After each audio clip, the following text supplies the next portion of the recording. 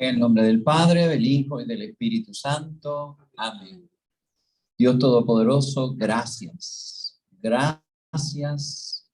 Gracias por la vida, primer don maravilloso.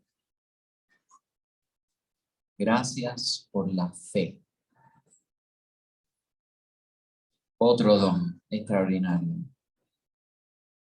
Gracias por la vocación, por llamarnos a ser santos en un camino, en una forma, en una manera especial y particular. Gracias por la salud. Gracias por tanta gente buena que mandas en nuestro camino para que nos anime, para que nos hable de ti, para que nos recuerdes de ti, para que nos ayude y acompañe. Gracias por tantas oportunidades que tú mismo nos has dado, luces, mensajes, bendiciones, regalos. Gracias por habernos protegido de tantos peligros, males.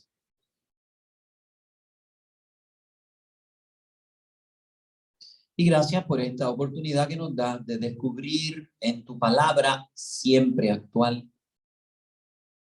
cómo tú nos sigues hablando. Porque así no veremos en la Biblia un libro viejo, con cuentos viejos, e historietas y narraciones no actuales, sino tu palabra viva, que se nos dirige a nosotros hoy personalmente. Ayúdanos pues a aprovechar esta clase, este ejercicio de oración. En el nombre del Padre, del Hijo y del Espíritu Santo. Amén. Pues muy bien. Amén. El encuentro de Jesús con la samaritana, capítulo 4 del Evangelio de San Juan, del 1 al 45. Nos saltamos uno de los diálogos. Antes de este está el diálogo con Nicodemo, el fariseo que viene. Recuerden que las horas del día para San Juan son importantes y son símbolos del grado de madurez de lo que está aconteciendo. Ese fariseo vino en la noche, estaba todavía oscurito, no veía la luz de la fe. Y viene con una inquietud que Jesús se la revuelca, porque él viene con una inquietud. Nosotros sabemos, yo creo que tú eres, pues nadie haría las cosas que tú haces si tú no fueses auténtico. Yo quisiera saber, y él le dice, bueno. Ella empieza un diálogo que es muy típico del Evangelio de San Juan y que es muy típico también de nuestras relaciones con Dios, que a veces no entendemos lo que nos está tratando de decir o lo entendemos en una forma parcial o material en vez de entenderlo con la profundidad espiritual que se merece.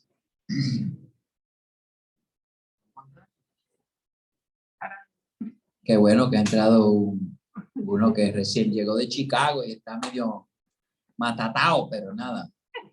Están todos en mute, ¿verdad? Y todos están sin proyectar sus bellos rostros para que se vea esta escena de acá. Ok. Bueno, así que este es el primer encuentro que tenemos con los diálogos de Jesús en el Evangelio de San Juan. Y tenemos que ver los planos, ¿verdad? Jesús habla en un plano y la gente entiende en otro plano y él está esforzándose de que la gente entre en su plano. Así que cuando Dios nos habla, ese es el ejercicio que tenemos que hacer. Señor, yo quiero entrar en tu plano, quiero entender tu mensaje, porque yo lo puedo captar, man. Pero cuando entramos en tu plano, si nos dejamos llevar de tu mano, eso es lo que va a hacer con la samaritana. Fíjense, Nicodemo también entendió al final, porque lo vemos en el entierro de Jesucristo. A Nicodemo y a Josefo, ¿no? Y a los dos los vemos allá en el entierro de Jesús. Así que por fin captó Arimatea, José de Arimatea, ¿sí? Y Nicodemo. Así que por fin Entró en el gate, como decían los hípicos. Bueno, pues Jesús y la samaritana. Lo primero que tenemos que hacer es leer el texto, ya ustedes saben, a escuchar este texto. Al leer este texto tenemos que subrayar las palabras que nos destacan, que nos llaman la atención, quizás porque se repiten, son claves, y ahí vamos a estar ya agarrándonos de qué es lo que nos está tratando de decir el Señor. ¿Cuántos somos ya? 18. Hoy, pues ya mejoramos. Esos mensajitos y recordatorios ayudan. Qué bueno. Muy bien. Los fariseos se enteraron de que Jesús tenía más discípulos y bautizaba más que Juan.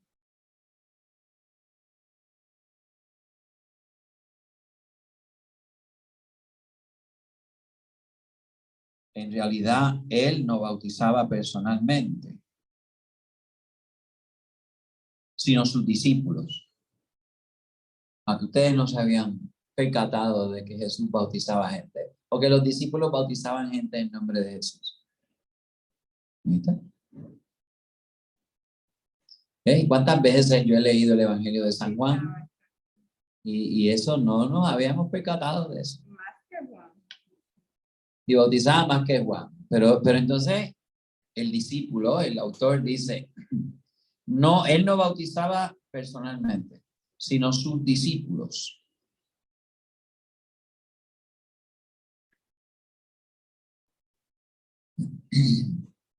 ¿Y qué autoridad tenían los discípulos? Porque una cosa es el profeta Juan.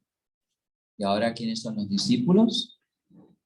Así que ellos al parecer habían adoptado el rito manifestador de la penitencia, del arrepentimiento. ¿Qué temperatura es? En 20 grados. Póngala en 20 grados, ¿está bien? Y ponga la hélice acelerada. Pero tiene que poner el cúlter y póngalo en 20 grados. Temperatura de 25 a eso que abren las ventanas. Pero aceleró la hélice. El abaniquito, mira a ver cómo lo acelera. Ya nos pasamos de 20, ¿no? Muy bien. Así que cuando Jesús se enteró de que los fariseos habían oído decir que él tenía más discípulos y bautizaba más que Juan, en realidad él no bautizaba, sino sus discípulos, dejó la Judea y volvió a Galilea. Tienen que volver a aprender que no sepan, así que quédese con él. Así que fíjense que es el cuarto evangelio el que nos dice que Jesús pregaba en Judea y en Galilea y en Tiro y en Sidón y en otras partes, mientras que los sinópticos prácticamente nos dicen que él estuvo en Galilea y en las últimas semanas de su vida fue a Jerusalén. Pero no nos dicen de ningún viaje de Jesucristo por Samaria ni por Judea. Así que los sinópticos, entiéndanse, Marcos, Mateo y Lucas, nos hablan de Jesús, su vida pública al principio es toda Galilea y sus alrededores. A veces va a Tiro y Sidón, a veces va al país de los Gerasenos, pero es Galilea. Y después es que él va a Jerusalén. Pero San Juan no tiene ningún reparo en decir y en reconocer, así debe haber sido, porque Jesús era un buen judío y los buenos judíos subían por lo menos 3 veces al año a Jerusalén en las 3 grandes fiestas: Pascua,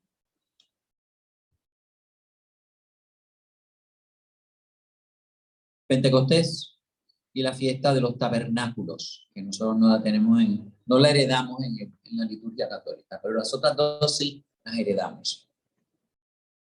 Así que esto es, por eso es que dicen algunos biblistas, que ellos dicen, el Evangelio de San Juan es tan distinto, debe haber, ya se confunde las palabras de Juan con las de Jesús, son sermones de Juan, no de Jesús. Allá ellos. San Juan es el que nos dice muchos eventos geográficos mucho más certeros que los otros, sobre todo Lucas y Marcos, que están escribiendo de lo que ellos escucharon a otras personas, no de lo que ellos vivieron.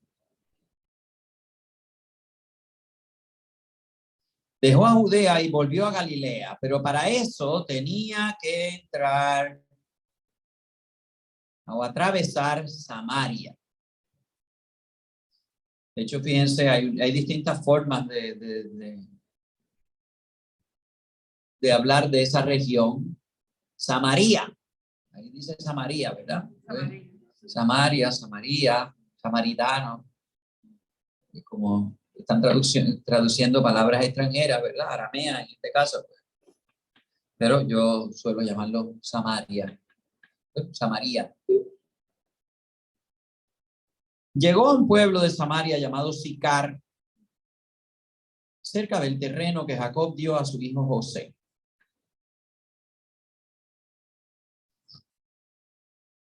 Así que estamos situados en un lugar con trascendencia histórica,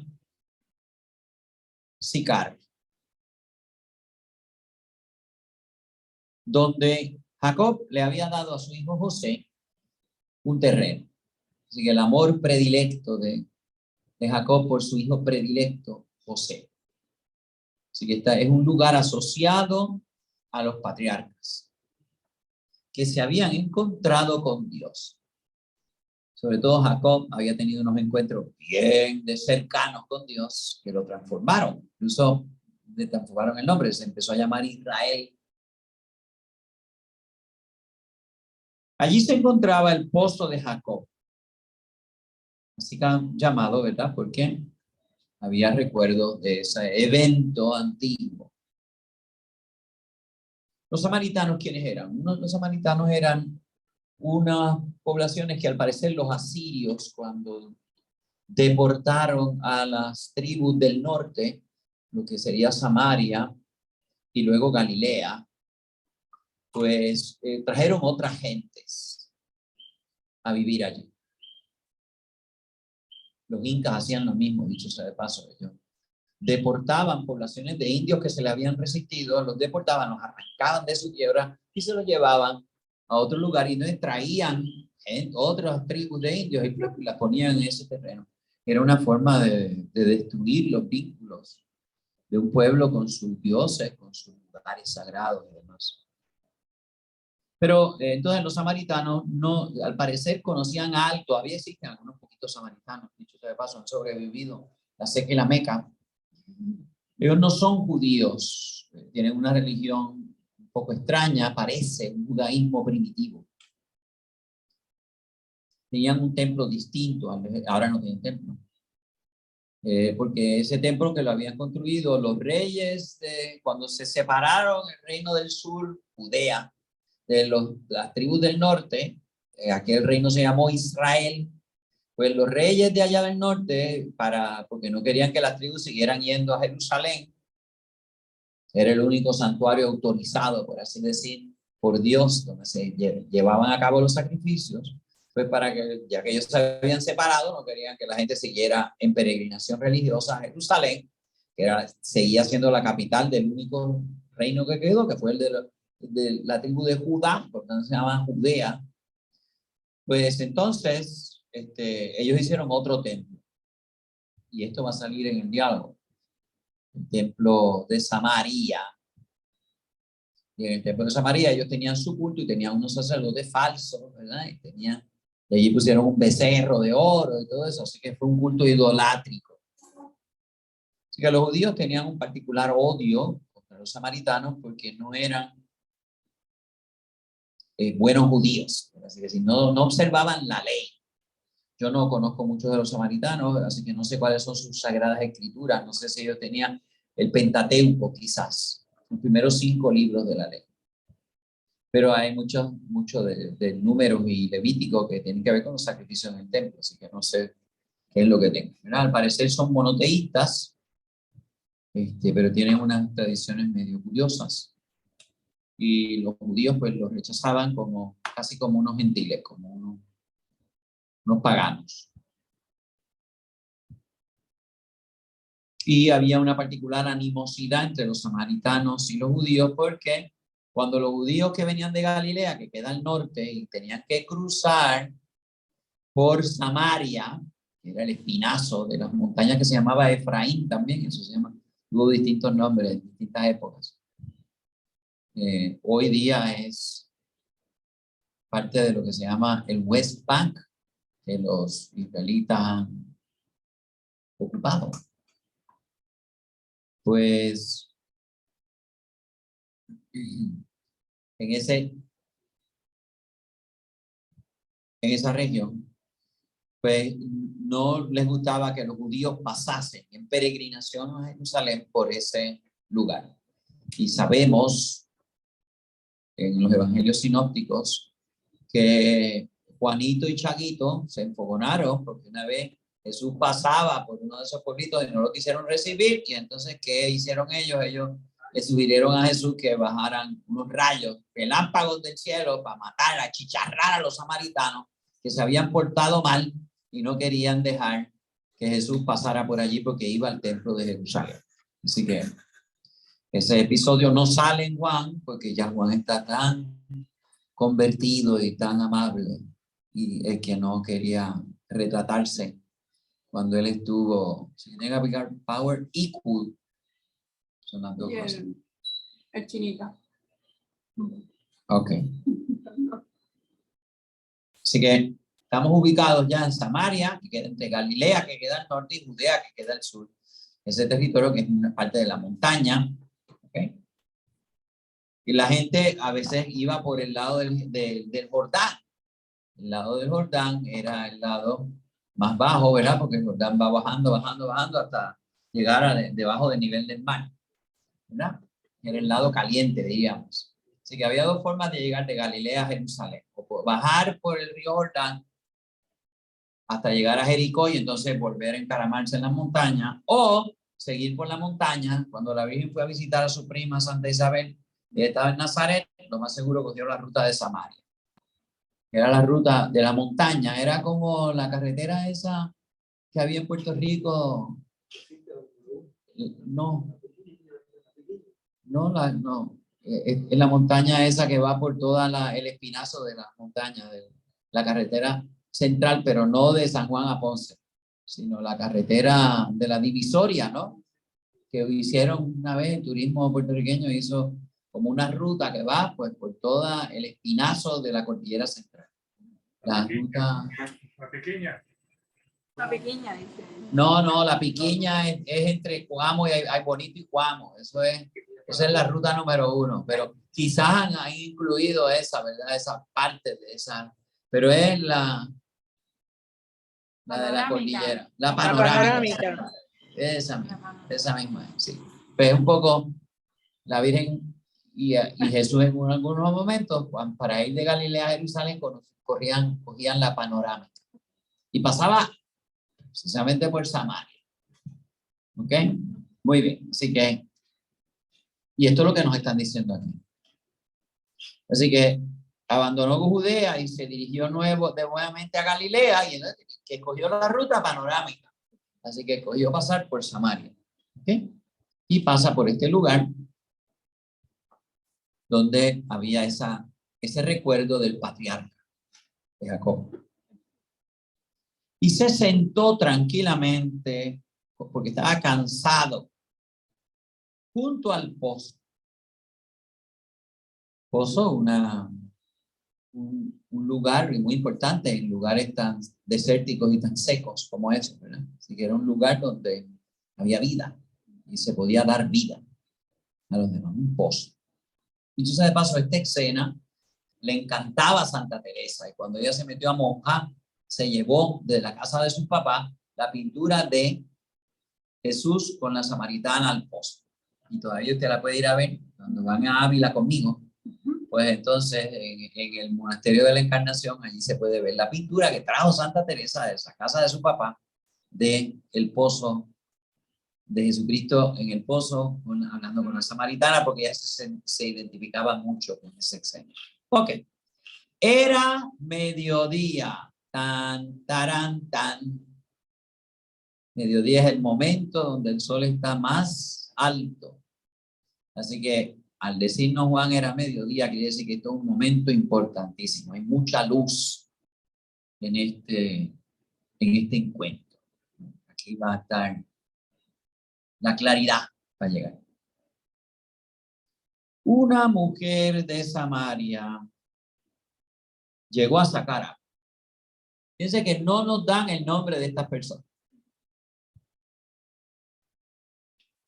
Y vino a sacar agua porque no había autoridad de acueductos y alcantarillados. No había agua potable llegando a las casas. Así que tenían que hacer ese recorrido quizás a veces varias veces al día. Para tener agua en la casa, bañarse, purificarse, cocinar, lavar platos. ¿Sí? Llegó una mujer de Samaria a sacar agua.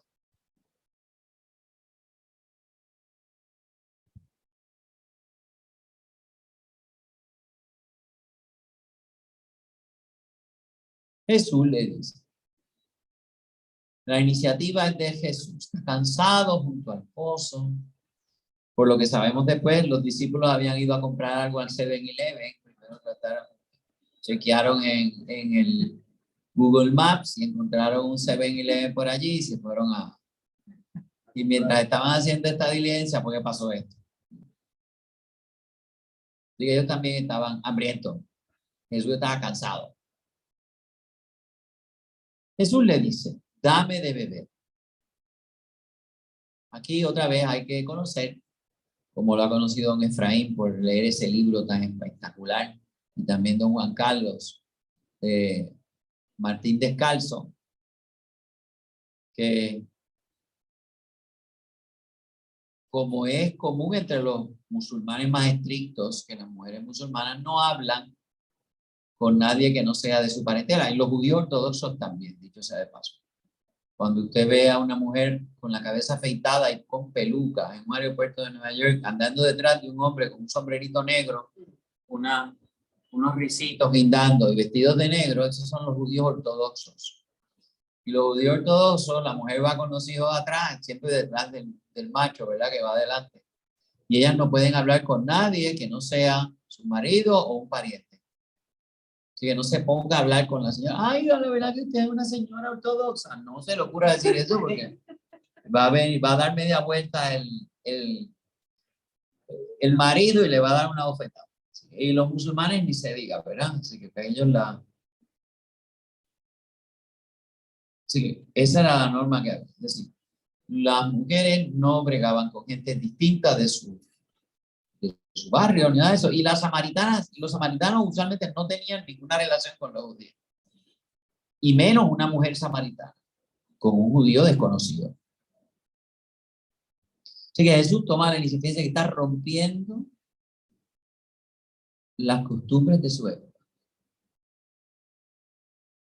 Jesús está saliéndose de las expectativas, de las formas aceptables de trato. ¿Y por qué Jesús hace eso? Porque Él tiene derecho. Fíjense que comienza diciendo dame. Él va a acabar dando, pero comienza diciendo dame. Muchas veces en la relación de Dios con nosotros comienza pidiendo. Aunque la intención suya es darnos. Pero Él quiere saber si nosotros estamos dispuestos a dar. Porque si no estamos dispuestos a dar, no, pues mira, conviene que yo les dé si ellos no me dan. La multiplicación de los panes y los peces pasa lo mismo. Jesús comienza y él dice, denles de comer a toda esa gente. Y dice, ¿qué ustedes tienen ahí? Y le dan, ¿verdad? Lo más seguro la merienda que tenían escondida. Sí, los apóstoles eran así. Y entonces, y nosotros también guardamos una cosita buena, ¿verdad? Y entonces, es que esto no va a dar, así que me lo voy a comer. Pues, pero entonces Jesús da. Pero primero pide. Así que pónganse a pensar todas las veces en que Dios le ha pedido y luego le ha dado más de lo que usted ha dado. Jesús le dice, dame de beber. Otra cosa, fíjense que los fariseos no bebían ni usaban platos ni vasos que no estuviesen lavados y había que estar todo ritualmente puro. Y entonces las cosas que usaban los paganos, como los samaritanos, no eran puras. Así que un problemita, aquí hay varios problemas, ¿verdad? En este gesto de Jesús. Pero nada, Jesús contigo y conmigo también, aunque seamos pecadores y no sepamos bregar, Él brega con nosotros. Él toma la iniciativa. Dame de beber. Los discípulos habían ido al pueblo a comprar comida. Así que, ¿verdad? Pues Jesús aprovechó que ellos se fueron para tener este diálogo. Y así también, cuando nosotros estamos solos, Dios viene a nuestro encuentro. Cuando hay mucho bullicio, pachanga, algarabía,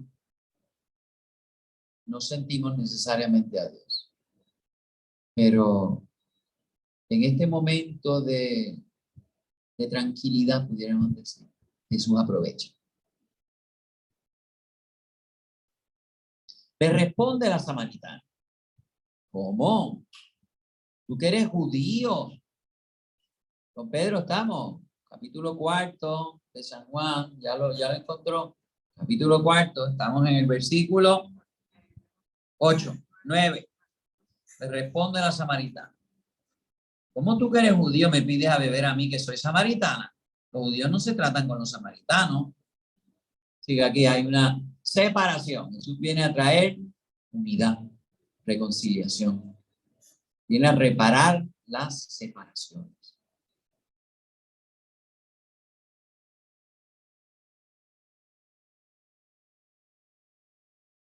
Así que objeción. No te metas en mi vida. Cuando la pesca milagrosa de San Pedro y San Andrés y luego de Juanito y Santiago, Jesús también dijo, ¿puede usar su barco? Se metió en las iniciativas de Dios. Y después se quedó con la vida de Pedro y Andrés y Juan, no solamente con el barco lo dejaron, que se metió en la vida de ellos, te voy a hacer esto. Bueno, así que para que vean cómo Dios trata, Dios se mete en nuestras vidas sin permiso. Nos pide, a ver, va tanteando, él está tanteando.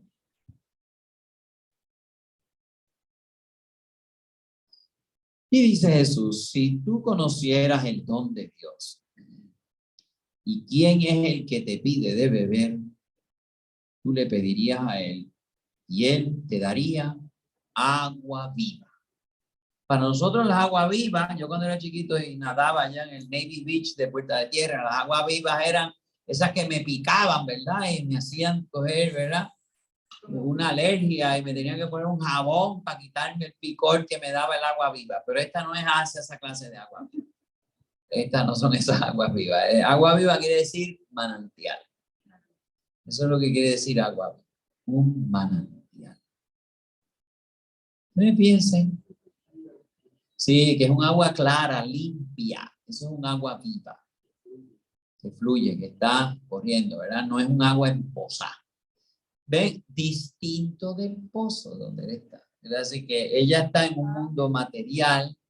Él hace un agua de pozo que no es un manantial, ¿verdad? Pero ahí está esa agua que está en el nivel freático de la tierra, allá abajo. Así que, ¿qué diferencia un manantial a un pozo? Ella está en el mundo del pozo y él la quiere llevar al mundo del manantial. Si conocieras el don de Dios, ella ha venido por una necesidad y Dios le quiere hacer un don. Si conocieras el don de Dios y quién es el que te pide de beber, tú le pedirías a él y él te daría agua viva. Así que ya Jesús a la soltar, por así decir, ya está diciendo, mira, aquí hay mucho más que dame de beber. Yo quiero que tú bebas el agua viva. Le dice la mujer, Señor, no tienes con qué sacar el agua.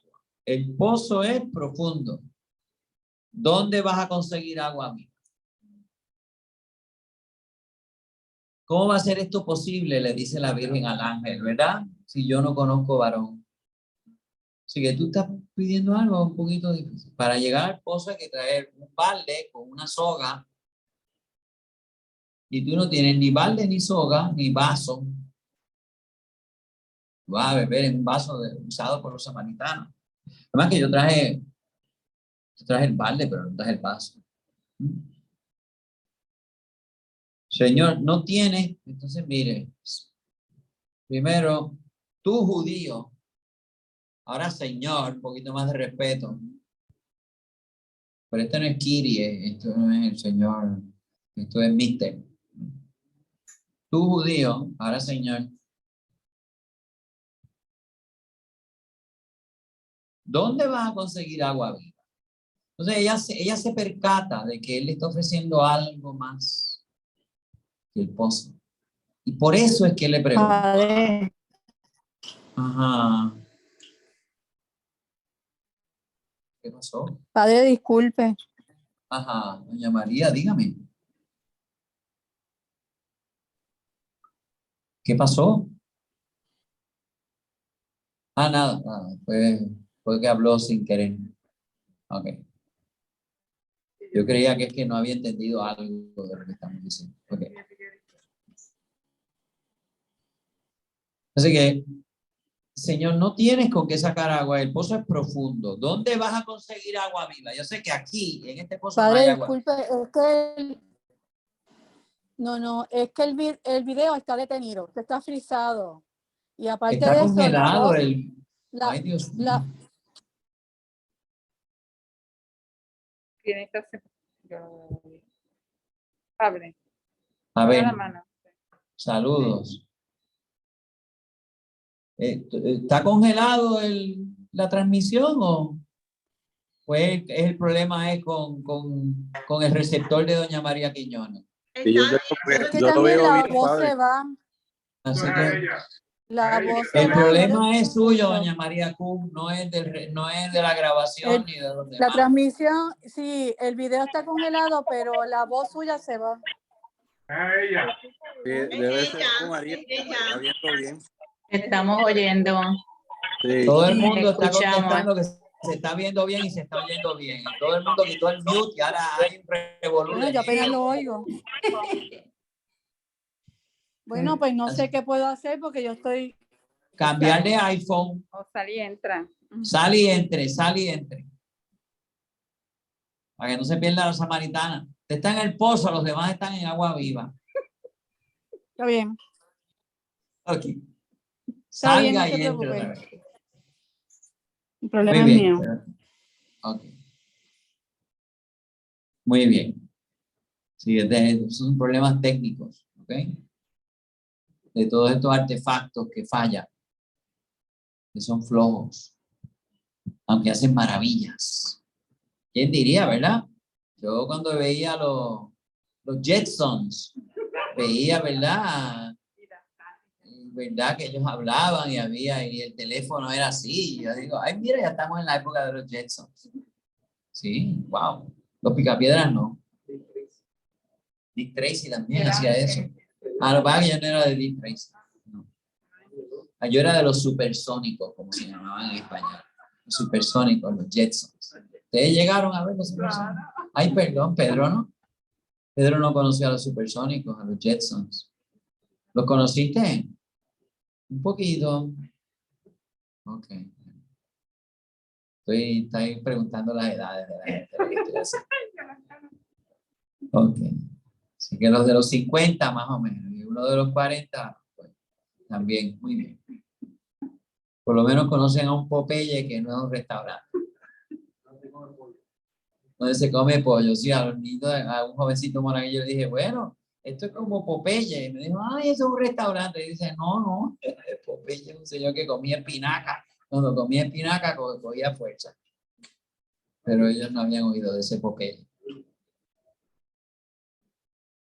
Se fue a María Q y no ha vuelto. Bueno. Así que esta es una ligera interrupción técnica. Pero nada, después de ese evento, volvemos otra vez. ¿Eres acaso más poderoso que nuestro padre Jacob, que nos dio este pozo, del que bebían él, sus hijos y su rebaño? Así que tú eres más poderoso que un patriarca. Pues estás prometiendo dar algo que ni el patriarca nos dio. Porque el patriarca dio un pozo para que él y sus hijos y su familia bebieran de ese pozo. Tú pretendes ser más grande que un patriarca, Señor. Tú judío, ahora Señor. Así que la señora está yendo a lo práctico, pero está haciendo una pregunta interesante. Si digo que los samaritanos tenían el Pentateuco, los primeros 5 libros de la Biblia, pues ellos conocían a los patriarcas, pero no conocían a los profetas.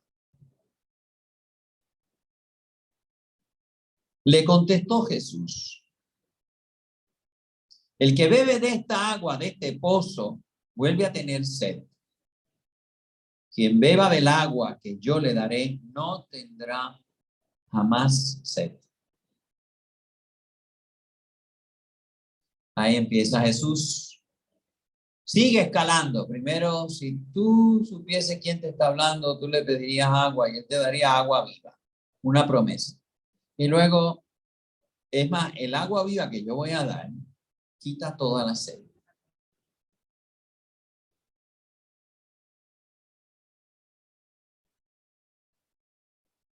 Quien beba del agua que yo le daré no tendrá jamás sed, porque el agua que yo le daré se convertirá dentro de él en manantial que brota dando vida eterna.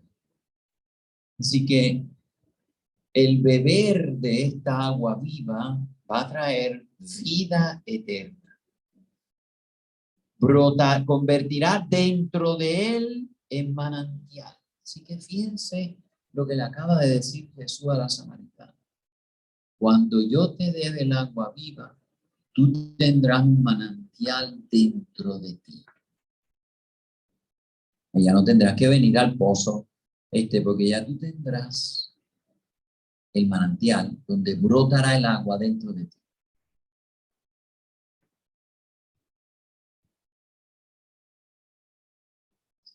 ¿Ese manantial qué es? Aquí está hablando Jesucristo de ese manantial. Es la vida eterna, la vida de la gracia, es el amor de Dios. Ese manantial, de hecho, está asociado en el Evangelio de San Juan. Él lo va a decir. Hablaba del Espíritu Santo que él iba a dar. Cuando él dice, de mis entrañas saldrá un manantial de agua. Recuerden, el manantial de agua que trae vida, lo vimos en Ezequiel. Cuando estudiamos Ezequiel, ¿se recuerdan que del costado del templo salía un manantial, un agua, un río? ¿Se recuerdan que por donde pasaba daba vida? Pues aquí está. Así que si ya nosotros hemos visto esta imagen de un río que da vida por donde pasa, Jesucristo aquí asume lo que dijo el profeta Ezequiel. Piense que no está haciendo alusión directa a Ezequiel. Pero cuando uno tiene conocimiento de que Dios había prometido por el profeta Ezequiel que del costado del templo va a salir un río poderoso, impetuoso, que va a traer vida. Recuerdan que los árboles al lado del río daban fruta todos los meses y hasta las hojas eran medicinales. Pues, quien beba del agua que yo daré no tendrá sed jamás, porque el agua que le daré se convertirá dentro de él en manantial que brota dando vida eterna. Así que agua viva que brote dentro de mí, que me lleve a la vida eterna.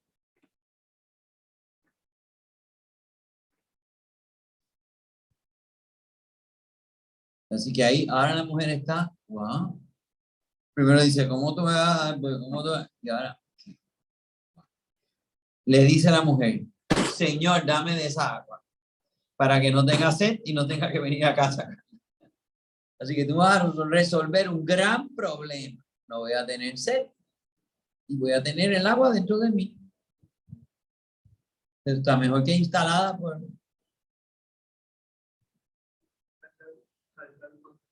No tengo que cargar ni esforzarme, eso va a estar dentro de mí. Excelente, me encanta la idea. Señor, dame de esa agua. Entonces, ve, ya ella pidió, empezó a pedir. Jesús empieza pidiendo, ella empieza a pedir. Cuestiona el dar. ¿Cómo tú vas a conseguir? ¿Cómo tú vas a dar? Pues ahora, dame. Empieza a tener deseo del agua que Jesús le quiere ofrecer. Y aquí viene Jesús, ahora se le va a meter en su vida. Ahora, hasta ese momento la estaba buscando a él, para que ella tuviese deseo del agua que él le quiere dar. Pero ahora se le va a meter en la vida. Ve, llama a tu marido y vuelve acá. Jesucristo le hace una pregunta muy curiosa. Bueno, para instalarte el agua necesito que me dé el permiso del marido tuyo, ¿será?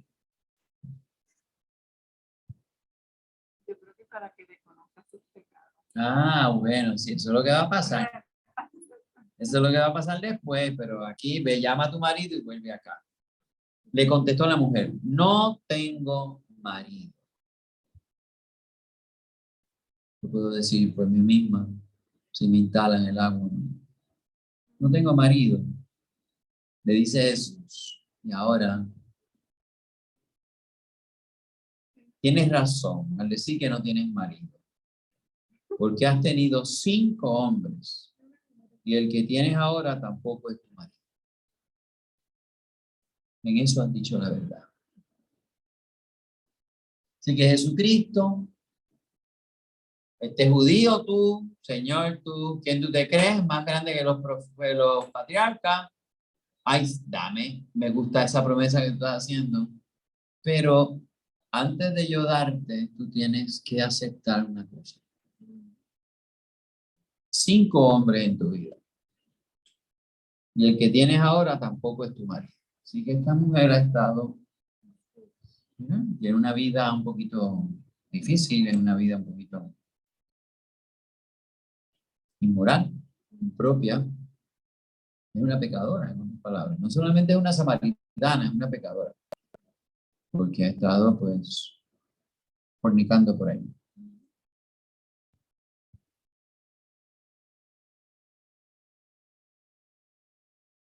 En eso has dicho la verdad. Y Jesús le reconoce que ella ha hablado con sinceridad. Lo que pasa es que Jesucristo le destapó, por así decir, todo lo que ella tenía. No, yo no tengo marido. Pues entonces, ¿para qué estás viviendo con ese tipo? Y ya llevan 5. Así que en el Evangelio de San Juan, donde aparece la llamada de Bartolomé, ¿se recuerdan? Natanael, cuando lo llama, Felipe llama, vente, hemos encontrado al Mesías de Nazaret. De Nazaret puede ser, ven, para que tú veas. Y él dice, esto es un judío de verdad, porque cuando tú estabas debajo de la higuera te vi. Y así Jesucristo le dice algo a Natanael que nadie sabe. Era una cosa suya personal. Y nadie sabe. Aquí la samaritana también, ¿eh? Entonces, el que te está hablando te conoce mejor que tú. Si nosotros permitiéramos que Dios, el que nos habla, reconociéramos que Él sabe más que nosotros de nosotros mismos.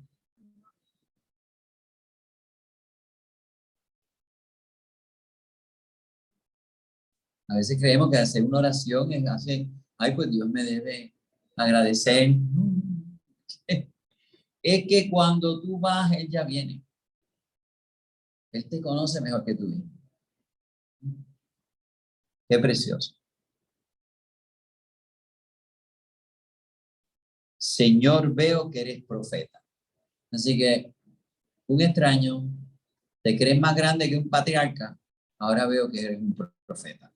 Va aumentando la categoría que la mujer le reconoce, una experiencia, ella está teniendo un diálogo con él y esto lo está haciendo a ella darse cuenta de quién es él, pero a la misma vez quién es ella. Y donde lo que ella ha hecho durante su vida no le puede traer felicidad. No le puede traer el agua viva que salta de la vida. Nuestros padres, veo que eres profeta, entonces ella quiere que resuelvan un problema teológico. Aquí va a tocar la llaga de la disputa entre los samaritanos y los judíos. Nuestros padres daban culto en este monte, ustedes en cambio dicen que es en Jerusalén donde hay que dar culto. Así que yo tengo un problema religioso. ¿Dónde es que hay que dar culto? Tú eres a favor de los judíos, tú estás a favor de los samaritanos. Le dice Jesús, créeme, mujer. Ya Jesús le dice, mujer. Esa frase aparece muchas veces en el Evangelio de San Juan. En las bodas de Caná, ¿se recuerdan? Mujer, ¿qué tienes que ver tú y yo con esto? ¿Qué tenemos que ver con eso? Mujer. Al pie de la cruz, mujer, he ahí a tu hijo. No dice mami, he ahí a tu hijo. Dice mujer, he ahí a tu hijo. Hijo, he ahí a tu madre. Créeme, mujer, llega la hora. Otra frase importante. Todavía no es mi hora, ¿se recuerdan? En Caná, mujer, todavía no ha llegado mi hora. ¿Qué tenemos que ver tú y yo? Llega la hora en que ni en este monte ni en Jerusalén se dará culto al Padre. Así que yo voy a trascender esas disputas, esos partidos, esas peleas entre ustedes. Yo las voy a deshacer. Yo las voy a trascender. Ustedes dan culto al que no conocen. Y es un culto inventado. Nosotros damos culto al que conocemos. Así que Jesús se identifica como judío. Porque la salvación procede de los judíos. Así que nosotros damos culto, pero procede de los judíos. Recuerden que ya vimos que el Evangelio de San Juan está escrito cuando ya habían pasado muchos años de los judíos haber expulsado a los cristianos. Así que ya los cristianos decían los judíos, aquellos. Aquí está hablando un judío con una samaritana y él dice, la salvación procede de los judíos, de nosotros. Pero llega la hora y ya ha llegado. Esta cosa muy interesante. Llega y ya llegó. Sí, todavía no. Llega la hora y ya ha llegado. En que los que dan culto auténtico, fíjense, eso está como en un momento trascendente, donde no hay tiempo y va en muchos diálogos del Evangelio de San Juan. Si se han puesto a leer el Evangelio, como quedamos la última vez, ¿verdad? Que ustedes iban a leer otras secciones que no eran las asignadas para que se empaparan del Evangelio de San Juan. Pues San Juan dice, los que creen en el Hijo de Dios ya están salvos y los que no creen ya están condenados. Parece como que todo se hace instantáneo, ahora se vuelve todo actual. Pues eso es lo que aquí está diciendo Jesús. Llega la hora, todavía no ha llegado, pero sí ya llegó. Llega la hora, ya ha llegado, en los que dan culto auténtico adorarán al Padre en espíritu y en verdad. En espíritu y en verdad, no en materialidad, en mundanidad y en hipocresía o ignorancia. Fíjense que un tema es verdad. En eso has dicho verdad.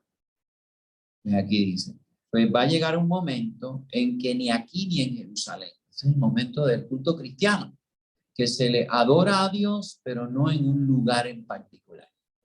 Y ciertamente no en Jerusalén ni en Samaria, sino en espíritu y verdad. El culto que se le va a dar a Dios es en espíritu y verdad. Porque esos son los adoradores que busca el Padre. Jesús está buscando adoradores que encuentren al Padre. Dios es espíritu y los que adoran deben hacerlo en espíritu y en verdad. Sí, aquí está dando una clase de espiritualidad a la samaritana. Y dice, para encontrar a Dios,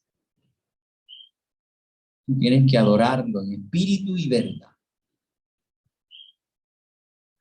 No por materialidad, no es por el acto que te da. No es por los beneficios que te trae, las bendiciones que te da y los favores que te hace. Tienes que adorarlo en espíritu y en verdad. Con humildad, con convicción, no por utilizarlo. Y le dice a la mujer, ahora entra en otro plano. Así que tú eres un profeta, tú eres más que un patriarca, tú eres un profeta. Y como está viendo que él está anunciando una época nueva, una nueva dimensión, una nueva relación entre Dios, el Padre, fíjense que ya no es Dios genérico, sino es el Padre, y sus adoradores, ella entonces entiende. Los profetas habían anunciado que la época perfecta del trato con Dios, sobre todo Malaquías y Joel, los profetas menores de la reconstrucción del templo después del exilio de Babilonia, que habían prometido un culto perfecto. Iba a venir uno que iba a restablecer el templo de Jerusalén. Y entonces en todos los lugares iban a poder ofrecer un sacrificio perfecto. Ven cómo para entender el Nuevo Testamento tenemos que tener conocimiento del Antiguo, porque si no se va a perder gran parte del mensaje que está dando Jesucristo. El agua viva, Ezequiel, la adoración perfecta, Malaquías. Sé que vendrá el Mesías, es decir, Cristo. Cuando Él venga nos lo explicará todo. Así que la mujer está dispuesta, ¿verdad? A aceptar al Mesías, al ungido. Eso es lo que Cristo quiere decir y lo que me quiere decir Mesías. Son dos palabras equivalentes. Mesías es arameo, Cristo es griego.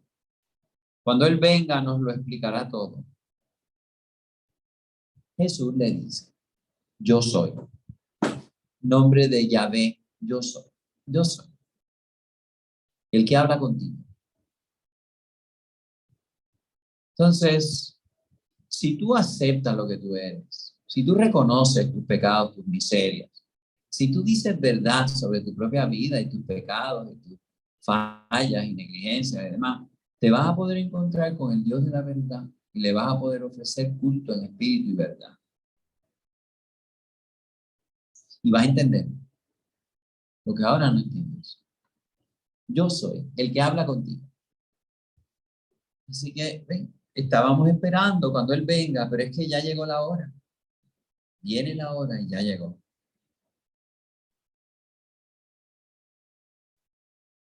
Yo soy el que habla contigo. Así que ya hemos ido subiendo de conceptos, por así decir, ¿verdad? De dame de beber, yo te voy a dar un agua que salta hasta la vida eterna, vas a tener un manantial dentro de ti y vas a poder, ese manantial te va a llevar a dar el culto de adoración, que es en espíritu y en verdad al Padre. Pero eso va a pasar cuando llegue el Mesías, que nos va a traer el culto perfecto. Ya llegó, yo soy. En esto llegaron, se interrumpe, ¿verdad? La escena, en este momento dramático. En esto llegaron los discípulos y se maravillaron de verlo hablar con una mujer. Pero ninguno le preguntó qué buscaba o por qué hablaba con ella. Ahí están los discípulos, ¿verdad? Como que medio asustados. La mujer dejó el cántaro y se fue al pueblo y dijo a los vecinos.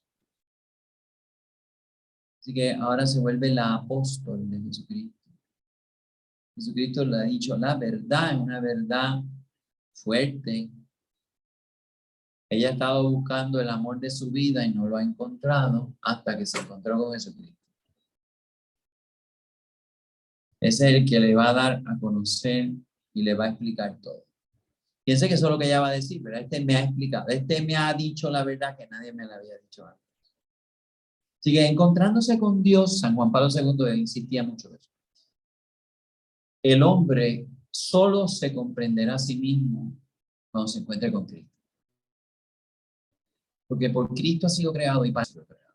Entonces, nosotros no tenemos una competencia con Dios. No hay alternativas. Dios nos ha creado para sí. Y entonces, cuando nos encontramos con Dios, nos encontramos con la verdad de nosotros mismos.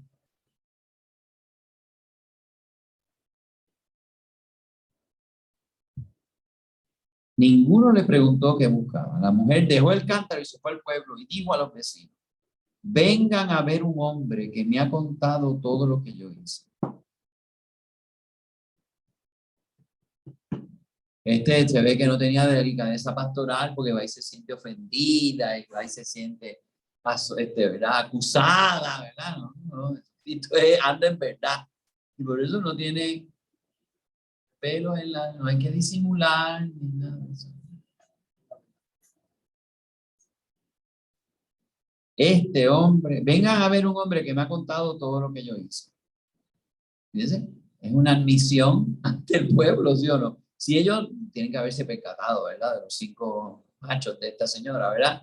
Y que estaba viviendo con un hombre que no era su marido. Entonces, ella, fíjense que ella reconoce. Este hombre me ha dicho todo lo que yo hice. No será el Mesías, porque si él no lo explicara todo estará claro. Pues no será el Mesías. Ellos salieron del pueblo y acudieron a él, así que ahora están los discípulos que volvieron con los sanguchitos que compraron, el agüita de piringa que compraron.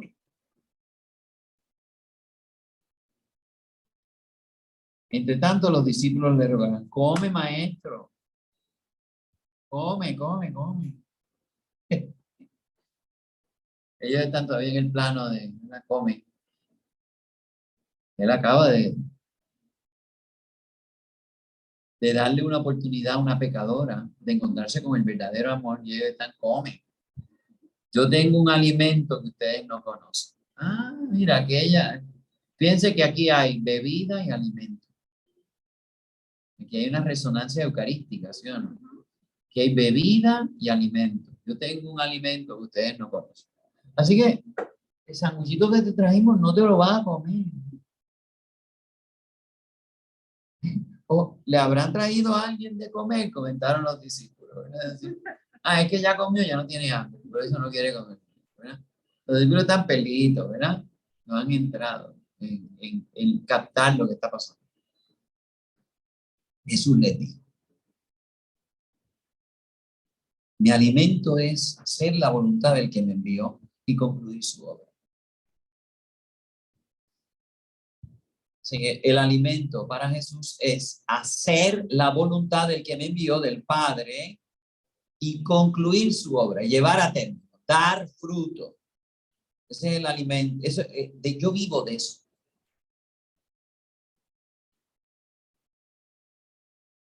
¿No dicen ustedes que faltan 4 meses para la cosecha? Pero yo les digo, levanten los ojos y observen los campos que ya están madurando para la cosecha. ¿De qué cosecha está hablando Jesucristo? ¿De la cosecha que iba a recolectarse allí en otoño? ¿O está hablando de la cosecha de todos los pueblos, de los paganos que se van a convertir?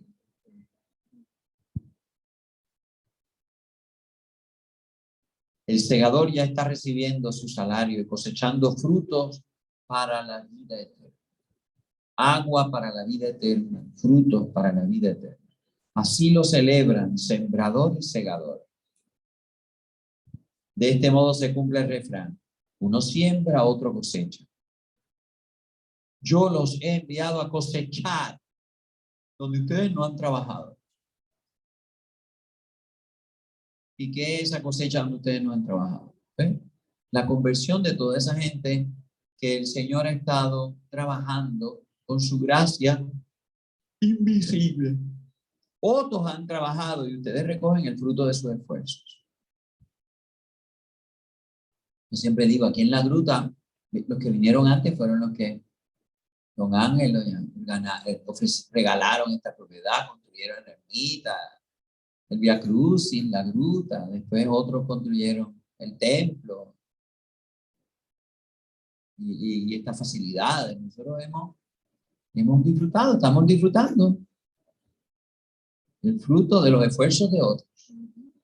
Y los que ya hemos dejado aquí, pues también lo van a disfrutar, ¿verdad? Ya va a ver en los retablos, en la pintura obsidial. Pues, Pedro, cuando sea viejito, todavía estará explicándole a la gente que venga aquí de turismo, ¿verdad? Decir, mire, yo conocí al padre que hizo esto, ¿verdad? Así que otros han trabajado y ustedes recogen el fruto de sus esfuerzos. En aquel pueblo, muchos creyeron en él por las palabras de la mujer que atestiguaba. Me ha dicho todo lo que hizo. El poder del testimonio, del arrepentimiento. Los samaritanos acudieron a él. Aquí está, así que aquí están los principios. Vemos los hechos de los apóstoles. Cuando hubo persecución en Jerusalén, se Mucha gente se dispersó, sobre todo los judíos helenistas, los niños ricos se fueron porque mataron a Esteban, que era uno de ellos, y el portavoz de ellos. Y entonces Felipe, el diácono Felipe, fue a parar a Samaria. ¿Y qué hizo? Convirtió a los samaritanos. Así que, ups. Así que en los mismos Hechos de los Apóstoles se nos está hablando de los frutos en Samaria, que aquí Cristo está vislumbrando, anticipando. Va a llegar la hora, ya llegó. Ya yo, no ven, levantó los ojos, pero es un levantamiento de los ojos místico. No es, miren la cosecha. No, es que ya aquí estamos viendo, miren, aquí están las primicias de esa cosecha de pueblos que no son judíos que van a venir a adorar al verdadero Dios. Eso es lo que está diciendo Jesucristo. Los samaritanos acudieron a él, ok, me ha dicho todo. Los samaritanos acudieron a él, les rogaron que se quedara con ellos. Le hace la Magdalena cuando Jesucristo se encuentra en la Magdalena con Jesucristo resucitado. Se quiere agarrar y dice, no me toques. ¿Qué hicieron cuando Jesús cura a la suegra de Pedro allá en Cafarnaúm? Quédate aquí con nosotros. No, yo me tengo que ir. Así que queremos agarrar a Dios, quedarnos con él. Pero miren, se quedó con ellos allí 2 días. ¡Wow! Y yo imagino a los discípulos diciendo, pero eso se puede comer, pues todos los samaritanos. ¿Dónde? Nosotros podemos dormir en la casa de estos paganos. Se quedó allí 2 días y muchos más creyeron en él a causa de su palabra. Y le decían a la mujer, ya no creemos por lo que nos has contado, porque nosotros mismos lo hemos escuchado y sabemos que este es realmente el Salvador del mundo. Dice otra palabra, Salvador. Decían es ungido. Aquí está el Salvador del mundo. No solamente de Israel, del mundo.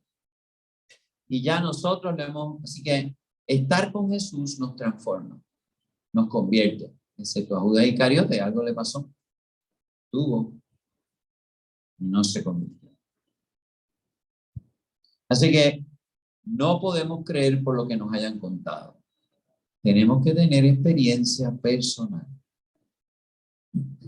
Pasados los 2 días, se trasladó de allí a Galilea. Jesús mismo había declarado que un profeta no recibe honores en su patria. Cuando llegó a Galilea, los galileos lo recibieron bien, porque habían visto todo lo que hizo en Jerusalén durante las fiestas, ya que ellos también habían estado allá. Así que se cambia de escena. Acabamos de ver unos paganos que aceptan a Jesús. Sin embargo, regresa a su patria y allí, bueno, habían visto sus milagros y estaban como que interesados, pero no lo van a aceptar en Galilea. ¿Ok? Muy bien, pues ¿qué dice aquí la oferta de Lección Divina? Los judíos consideraban a los samaritanos herejes y nunca hablarían con una samaritana sola. Sin embargo, la acción salvadora de Jesús no se amolda a las costumbres de su pueblo. A diferencia de Nicodemo, que es un judío y es un maestro de la ley, sin embargo no entiende, no capta lo que dice Jesús. ¿Sí? Jonás, profeta Jonás, ¿se recuerdan? Los profetas eran enviados a Israel, no le hacían caso. Jonás, a regañadientes, va a hablarle a los paganos y los paganos se convierten. Aquí está un mini episodio Jonás. Así que la samaritana acoge las palabras del maestro y se convierte en apóstol para los suyos. Reflexionen. Vio el contraste entre Nicodemo, una autoridad religiosa, y la mujer, una hereje a los ojos de los judíos. ¿Cuál de los dos acoge al maestro? ¿Qué sugiere para su práctica religiosa la expresión Dios es espíritu y los que lo adoran deben hacerlo en espíritu y verdad? ¿Tú adoras a Dios en espíritu y verdad? ¿O eres el Dios de la botánica? Tu Señor es el Señor de la botánica. Velas, sahumerios, aguas, perfumes, hechizos, horóscopos. Dios es espíritu y los que adoran deben hacerlo en espíritu y en verdad. hay un reconocimiento de su pecado. Y a la misma vez hay una alegría. Eso no la humilla, la libera.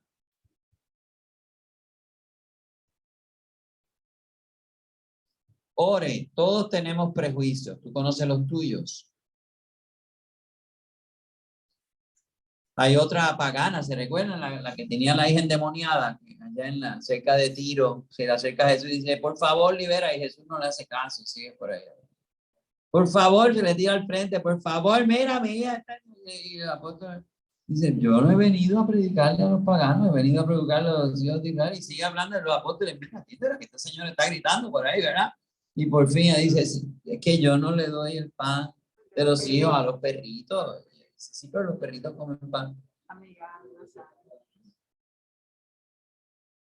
Mujer, qué grande es tu fe.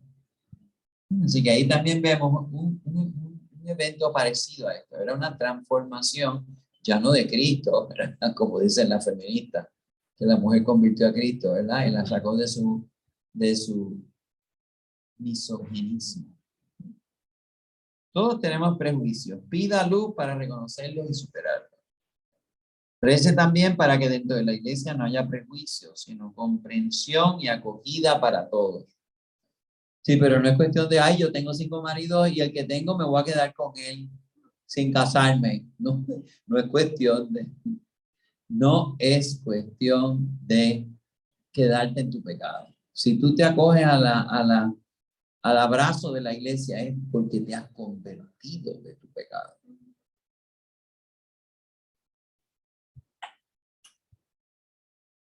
¿Sí? Así que podemos tener parientes que están en problemas, dificultades, en situaciones inmorales. Nos cansamos de ellos, nos zapateamos de ellos, oramos por ellos, les dejamos saber lo que se están perdiendo.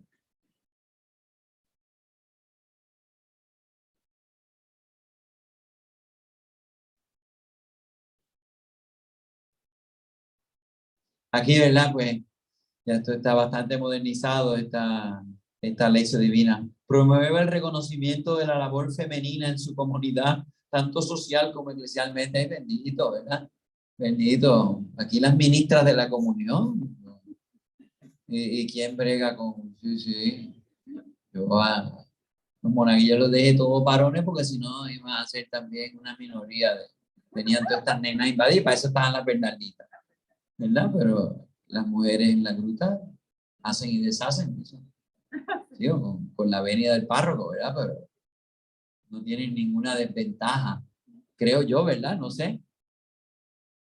Aquí tenemos ahora. ¿Usted cree que hay una desventaja de ser mujer aquí en la gruta?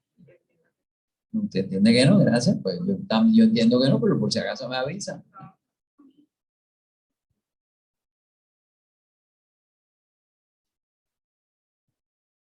Acérquense a las animadoras pastorales.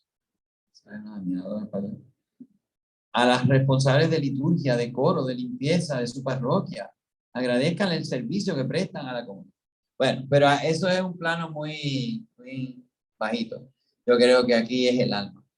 El alma es la samaritana. Y si cuando el alma reconoce que está buscando unos amores que no los puede encontrar en el mundo y que solamente lo va a encontrar en el Señor, ahora estamos en el plano al que Jesús nos quiere llevar. Esa es la cosecha que Jesús quiere tener en ti y en mí. Pero piense que Él nos quiere ofrecer un alimento que hagan la voluntad del Padre para que den frutos. Lo va a decir al final, ¿verdad? En el Evangelio de San Juan, ¿verdad? Yo soy la vid, ustedes son los sarmientos. Sin mí ustedes no pueden dar fruto. Si quieren ser mis amigos, hagan lo que yo les digo. Así que esa intimidad con Dios tiene que pasar por la obediencia, por la aceptación de que Dios te puede mandar, te puede dar lo que tú no puedes ganar. Ok, recuerden, comida y bebida hay que pagarlo. Eso no es gratis. Pero Dios te va a dar una comida y una bebida con tal de, y eso vamos a entrar en el capítulo 6, ¿verdad? Con tal de que tú hagas lo que Él te pide. Así que en este preciosísimo episodio de la mujer samaritana, que está en contraste con el del judío, que siendo maestro de la ley no entiende y se queda en un plano, ay, como yo voy a volver otra vez a entrar en el seno de mi mamá, la mato. Pues interesante cómo los paganos acogen la palabra de Dios con más gratitud que los que se creían que eran dueños de ella y lo sabían todo. ¿Okay? Bueno, pues abrimos a preguntas. Si alguien tiene preguntas, pues quite la mudez y hable. Vamos a ver, ¿alguna pregunta sobre el capítulo 4 del Evangelio de San Juan?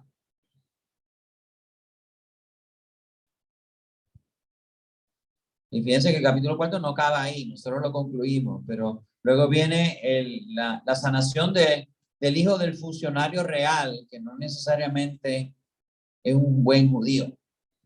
Así que otro pagano, pudiéramos decir, otra persona que oficialmente no pertenece a los selectos, a los VIPs. ¿Ok?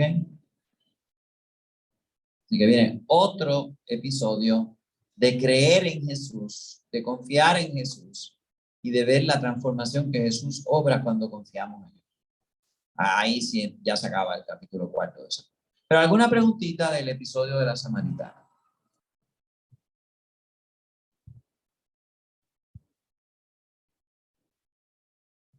Oigo unos ronquidos. Se durmieron, se quedaron embelesados.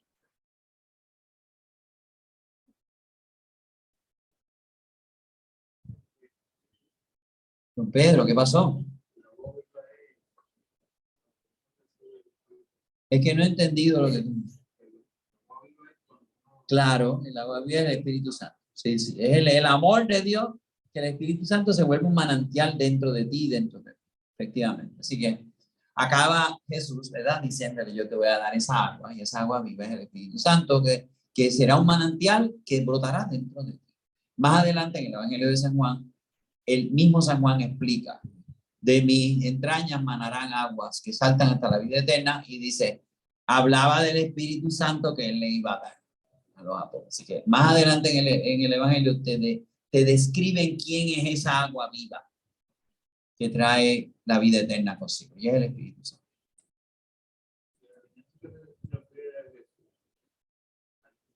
Bueno, por Jesús obedecer al Padre, va a la cruz, ¿sí o no? Se va a entregar totalmente a Él, pero el Padre va a querer que se entregue totalmente a nosotros y nos va a dar el alimento de la Eucaristía. Así que por Jesús obedecer al Padre es que va a ir al sacrificio, y ese sacrificio nos lo va a dejar a nosotros en forma de comida, se llama la Eucaristía. Pero tú tienes que estar en comunión con la voluntad de Dios para poder entonces recibir la fuerza, ¿verdad? De este alimento que Él nos quiere dar. Así que nos va a dar una bebida y un alimento. La sangre del cuerpo de Cristo, por eso vamos a entrar en el capítulo 6. ¿Está bien? Pero fíjense para que vean que estas cosas no están así, no son ramas dispersas, sino que viene todo esto es un entramado, ¿verdad? Jesús nos está prometiendo una serie de cosas, pero tenemos que estar atentos a lo que nos está diciendo para entonces entender plenamente el sentido de todas esas cosas. ¿Ok? Pues vamos, no hay preguntas de veras, ay Dios mío, se lo quiero todo. En el capítulo 6, si en el 4 acabamos antes de la curación del hijo del oficial, que en los otros evangelios sinópticos es un centurión, ¿verdad? Es un pagano. Hay algunos que dicen son dos episodios distintos, pero puede que haya otros que digan no, verdaderamente es un episodio reportado en dos formas. Aquel era un siervo, este es un hijo. Este es un funcionario real, aquel era un pagano. Bueno, el capítulo 6 empieza con la multiplicación de los panes. ¿Ok? Así que está la multitud, Jesús les dice, denles de comer,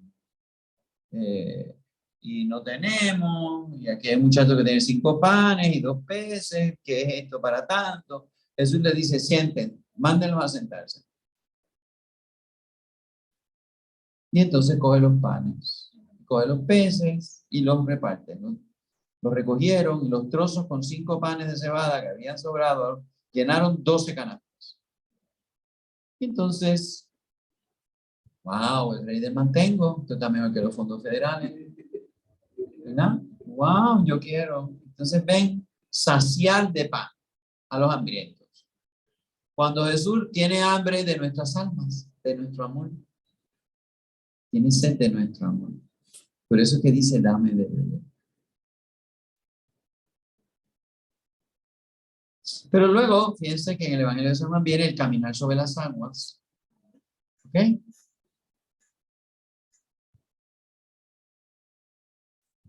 ¿Ok? Y así empieza Jesús, el pan de vida.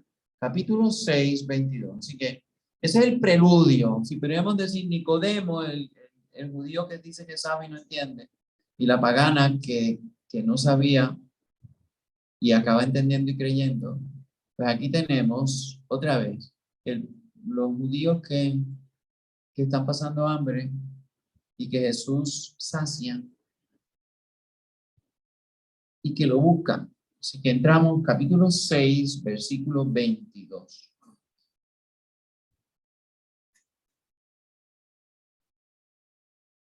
A la mañana siguiente, la gente que se había quedado en la otra orilla vio que allí no había más que un bote, siendo así que los discípulos se habían ido solos y Jesús no se había ido con ellos. Desde Tiberíades llegaron otras barcas y atracaron cerca del lugar donde el Señor dio gracias y ellos comieron el pan. Cuando la gente vio que ni Jesús ni sus discípulos estaban allí, se embarcaron en los botes y se dirigieron a Cafarnaúm en busca de Jesús. Sí, gente buscando a Jesús. Le encontraron a la otra orilla del lago y le preguntaron, maestro, ¿cuándo llegaste aquí? ¿Cómo tú llegaste? Nosotros te estábamos buscando, estamos rastreando. ¿Cuándo tú llegaste aquí? ¿Cómo tú llegaste? Jesús le respondió, les aseguro que ustedes no me buscan por las señales que han visto, sino porque se han hartado de pan. Otra vez, las razones materiales, mundanas. Pero, maestro, come. Bueno, yo tengo otro alimento, ¿eh? Esa tensión entre un plano mundano, material, y un plano espiritual. ¿Ok? Ustedes me están buscando porque ustedes comieron y se hartaron y quieren que yo les siga dando de gratis todo esto. Por eso que ustedes me están siguiendo. Y entonces viene Jesús, otra vez. Él trata de hacer lo que hizo con la samaritana. Trata de ir elevando la mirada, el deseo, trata de enfocarlo donde verdaderamente tienen que desear. Trabajen no por un alimento que perece, sino por un alimento que dura y da vida eterna. Bebida que trae vida eterna, alimento que dura, que no perece, que trae vida eterna. Así que aquí estamos viendo el contraste que Jesús quiere traer. Aquella agua te sacia, pero te quedas con sed. La agua que yo te voy a dar te va a quitar toda la sed y es para la vida eterna. Ustedes están buscando un alimento que no les va a saciar, pero yo les voy a ofrecer un alimento que sí los va a saciar y los va a llevar a la vida eterna. Porque ¿para qué nos alimentamos, Pedro? Para no morirnos, ¿sí o no? Nos alimentamos para que no nos muramos, ¿sí o no? Si dejas de comer y dejas de beber, te mueres de hambre. Así que piense que el tema de la bebida y el alimento y la vida eterna tiene que ver, es naturalmente asociable. Yo asocio el comer y el beber con tener vida, no morirme. Y aquí Jesús está diciendo, ustedes me están buscando porque se creen que si ustedes se acomodan y resuelven sus problemas materiales, todo está mal hecho. Y no va a estar todo hecho. ¿Sí? Trabajen no por un alimento que perece. Bueno, si usted quiere ser literalista, pues entonces no quiero trabajar para que me den salario, porque yo quiero trabajar solo para el alimento que da la vida eterna. No, tampoco eso. Sino por un alimento que dura y da vida eterna, el que les dará el Hijo del Hombre. En él Dios Padre ha puesto su sello. En Pompeya, esa ciudad al sur de Roma, ¿verdad? Cerca de Nápoles, que la destruyó un volcán y la sepultó, así que se quedó congelada en ese momento de la historia, ¿verdad? Y han encontrado las tabernas, ahora saben lo que estaban sirviendo en los restaurancitos, En las tabernas de Pompeya, saben, también sepultó por los prostíbulos de Pompeya. Entonces encontraron hasta los grafitis de los políticos en Pompeya. Todo eso es bien interesante, ¿verdad? Se congeló. Eso que se hubiera destruido, si la gente lo hubiera seguido viviendo ahí, aquello, lo otro, hubieran quemado, todo eso se momificó, por así decirlo, ¿verdad? Con la erupción volcánica. Pues entonces, allá han encontrado los sellos que había en las panaderías. Así que ellos saben las calles por donde había panaderías, tabernas, prostíbulos, gimnasios, todas esas cosas. Han encontrado los sellos. Esa práctica es lo que vemos en las hostias, ¿verdad? Que se sellan, tienen como un dibujito. Pues eso era común en la época de los romanos. Sellaban el pan, decían, buen provecho, buena suerte, riquísimo. ¿Quién ha sellado a Jesús? El Padre. Dios le ha puesto su sello. ¿Perdón? ¿Cómo que llegaron primero que los chicos? Ah, no, pero ese es el papelito dentro de la galleta. Eso no es sellar el pan. Jesús, pan bajado del cielo. Le preguntaron, ¿qué tenemos que hacer para trabajar en las obras de Dios? ¿Qué yo tengo que hacer para que tú me instales esa agua? Dijo la samaritana, ¿verdad? Ay, yo quiero eso. La obra de Dios consiste en que ustedes crean en aquel que Él envió. Fíjense que Jesús dice que el alimento de Él es hacer la voluntad del Padre y terminar la obra que el Padre le ha encomendado. ¿Qué tenemos que hacer para trabajar en las obras de Dios? En que crean en que Él envió. ¿Y qué señales hace para que veamos y creamos? ¿En qué trabajas? Nuestros padres comieron el maná en el desierto, así que la samaritana comparó a Jacob y dijo, Jacob te encontró este pozo y se lo dio a sus hijos. Y tú me estás prometiendo un manantial de agua viva. Tú eres más grande que Jacob. Nuestros padres comieron el maná en el desierto, como está escrito, les dio a comer pan del cielo. Así que, ¿qué tú haces para que nosotros acaban de haber comido, ¿verdad? Milagrosamente. Acaba Jesús de haber caminado sobre las aguas bravas. Y estos están preguntando, ¿qué tú haces para que nosotros creamos? Sí, ¿verdad? Sí. ¿Qué haces para que veamos y creamos? ¿En qué veamos y creamos? ¿En qué trabajas? Nuestros padres comieron el maná en el... Así que tú quieres que nosotros trabajemos, que no seamos unos arrecotados. Porque ya nos acostumbramos a comer pan de gratis. Les respondió Jesús, les aseguro, no fue Moisés quien les dio pan del cielo, es mi Padre quien les da el verdadero pan del cielo. Así que Jesús relativiza a Moisés, es uno de los temas favoritos de San Juan en su evangelio. Eso es más grande que Moisés. Y por eso los milagros de Jesús superan a los de Moisés. Son plenos, los de Moisés eran parciales. Jacob dio pozo, yo voy a dar agua viva. Manantial. Moisés, no, él no dio el pan, fue mi Padre el que Dios le dio el pan. Y quien les dará el verdadero pan del cielo. El pan de Dios es el que baja del cielo y David también. Así que el maná bajado del cielo era como una escarcha que caía. A mí me cayó, pero no maná, sino que me cayó escarcha. En Sinaí, cuando estábamos bajando del monte Sinaí, empezó a llover y eran granitos de agua congelada. No eran copos de nieve. Una experiencia bien extraña. Yo mismo tomé un video, ¿verdad? De esos granitos de agua congelada que me estaban cayendo así encima. Y después, en el desierto del Sinaí, empezó a llover. ¡Wow! Tremendo. Señales. Sí, pero subimos al monte Sinaí para ver el amanecer y ahí estaba todo cubierto de nubes. No, nada. Así que tengo que volver. 2 horas y media subiendo el monte. Sí. De madrugada con un frío. Bueno, volvamos a ver. Pero nada. ¿Nuestros padres comieron el maná en el desierto? No. Mi Padre es quien le da el verdadero pan del cielo. Así que aquí está el pan aquel que era material y aquí está el verdadero pan del cielo. Porque el verdadero pan del cielo es el que baja del cielo y da vida al mundo. Y aquí viene el momento parecido a la samaritana. Ay, dame de esa agua, Señor. Señor, danos siempre de ese pan. Jesús les contestó. Aquí es donde viene la bifurcación. Aquella creyó que este era el Mesías y esto rechaza que este es el Mesías. Yo soy el pan de vida. Así que yo veo a Jesús diciendo, yo soy, que coma de mi carne.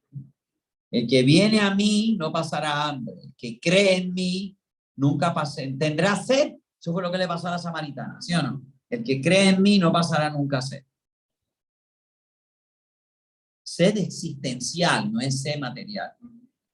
Pero yo les he dicho, ustedes me han visto y sin embargo no creen.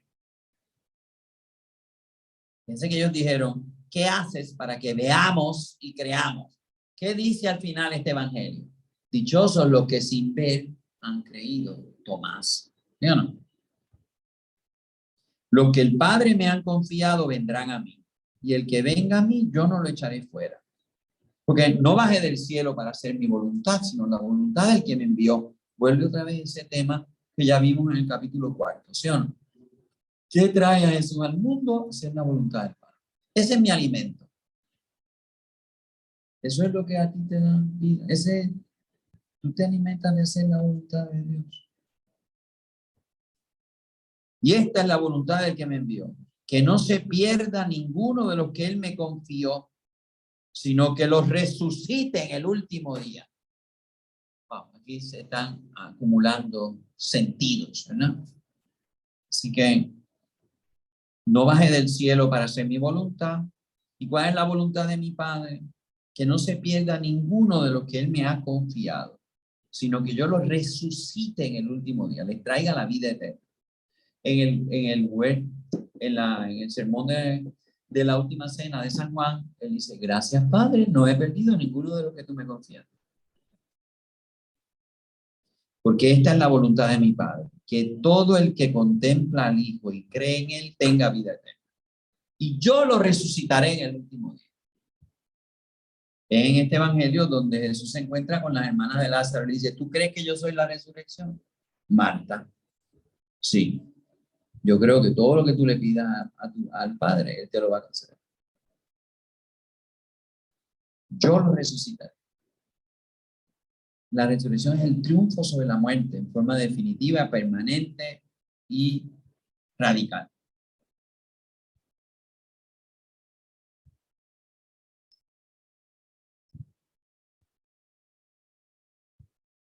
Así que Jesús nos está insistiendo. No trabajen por el alimento que perece. Claro, hay que trabajar para uno alimentarse. Así que Jesucristo no está probando a los vagos. Lo que está diciendo es que no dediquen su vida a lo material, a saciarse de lo material, porque eso no puede saciar. Por más que tú saques agua del pozo aquel, siempre vas a tener sed.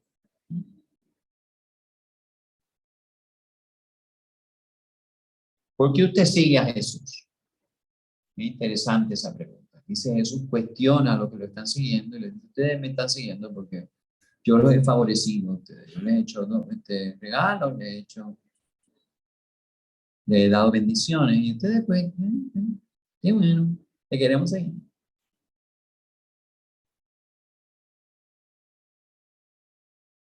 Yo soy el pan de vida. El que viene a mí no pasará hambre. El que cree en mí nunca pasará sed. Fíjense que aquí el creer es bien importante. Creer en Jesús. Y creer en Jesús es recibir a Jesús. Por eso, cuando el sacerdote te da la comunión, tú dices amén. Tú dices creo. Creo. Amén es creo. Cuerpo de Cristo. Creo. Así que el creer y el participar en la Eucaristía están íntimamente. Yo creo que tu palabra, yo creo que tú eres el Hijo de Dios, que tú tienes poder, que tu palabra dice verdad y esa verdad trae vida. Y esa verdad es la que transforma esa realidad y esa es la verdad que me alimenta. Como tú eres alimentado por el querer, la voluntad del Padre que te ha enviado para que todos tengamos vida. Así que aquí Jesús está haciendo una invitación, ¿sí o no?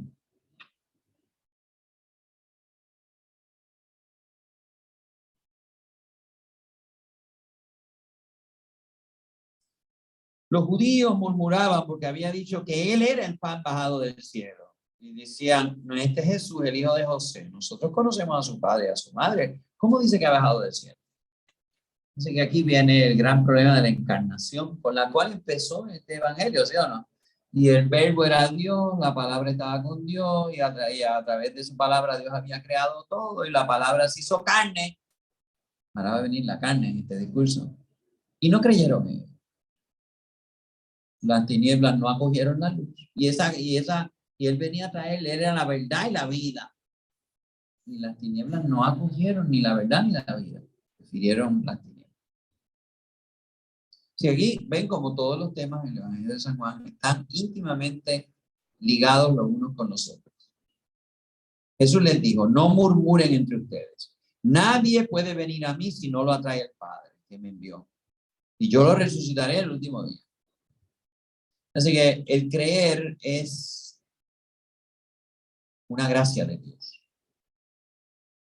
Los profetas han escrito de todo, que todos serán mis discípulos de Dios, de que todos serán discípulos de Dios. Quien escucha al Padre y aprende, vendrá a mí. Si tú escuchas al Padre, si tú aprendes, si tú eres discípulo del Padre, vendrás a mí.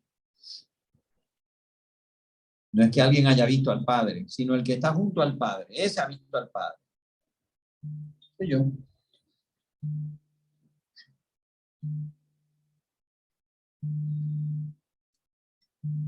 Yo soy el pan de la vida. Y el que cree tiene vida eterna. Sus padres comieron del maná en el desierto y murieron. Está haciendo Jesús así. Este es el pan que baja del cielo para que quien coma de él no muera. Yo soy el pan vivo bajado del cielo. Quien coma de este pan vivirá siempre. Y el pan que yo voy a dar por la vida del mundo es mi carne. El pan que yo voy a dar para la vida del mundo. Hay una expresión en griego que hace alusión a un sacrificio, a una autodonación. El pan que yo doy para la vida del mundo, para que el mundo tenga vida, es mi carne. Así que yo les estoy hablando del Padre, yo he visto al Padre, ustedes no han visto al Padre, y Él tiene vida eterna y Él quiere participar en la vida eterna, y Él me ha mandado como pan, como alimento, para que ustedes tengan esa vida eterna, porque ¿para qué me alimento? Para no morir, para tener vida. Pues ustedes, si creen en mí, tendrán vida, tendrán esa vida. Y por eso es que Él habla de la resurrección, fíjense que mete la resurrección aquí también. Así que esa es la vida eterna, esa es la vida verdadera. La resurrección, que es la vida con Dios, asimilada a Dios, por así decirlo, metida en Dios. Como el pan se mete en ti, Dios quiere que tú te metas en él. Que tú te hagas consanguíneo y con espíritu, con espiritual con Dios. Pero hay que escuchar al Padre y la voluntad del Padre. Porque si no, no pueden, ¿no? Así que fíjense, la murmuración. ¿Verdad que murmuraban los judíos? ¿No? Ustedes están murmurando. Pues eso fue lo que hicieron los judíos también cuando salieron de Egipto y murmuraron contra Moisés. Así que aquí se repite la historia, podríamos decir, ¿verdad? Que ellos murmuraron contra Moisés y ahora están murmurando contra él. Este pueblo terco, duro, ¿verdad? Dios lo quería sacar de la esclavitud y ellos querían volver porque era conveniente, allá habían cebollas, habían comida, había agua y aquí no estamos muriendo de sed y todas estas cosas, ¿verdad? Mira, si tú no sacaste para morir, ¿cuáles son los sepulcros más famosos del mundo? Las pirámides. ¿Verdad? ¿Para qué no sacaste de Egipto? Si nosotros estábamos bien allá, aunque éramos esclavos. Porque yo quiero que ustedes tengan libertad. Pero ellos no quieren tener libertad, ellos quieren, ¿verdad? Ellos quieren las conveniencias de la esclavitud. Murmuración, ¿ok? En el desierto también Israel había murmurado contra Moisés y contra Dios. Esto indica que el pueblo se cierra a la acción de Dios. Y Jesús exhorta a que no murmuren, a que se abran a la presencia divina. Pues solo así se realiza el acto de fe que produce vida. Por eso piensa que también cuando llegaron a la tierra prometida, ¿qué les pasó? Ellos dijeron, oh, estos son unos gigantes, nos van a dar una pena, no podemos. Y Moisés, que había mandado a todos esos exploradores, ¿verdad? Esos espías, regresaron y Caleb y Josué dijeron, podemos, si Dios nos lo prometió, Él nos lo va a entregar, porque ustedes dicen que no podemos. Y no creyeron. Y entonces, no creer, pues sí, den media vuelta y vuelvan a ver para el desierto. Así que no creer, ¿eh? Murmurar, cuestionar, no creer, en vez de confiar.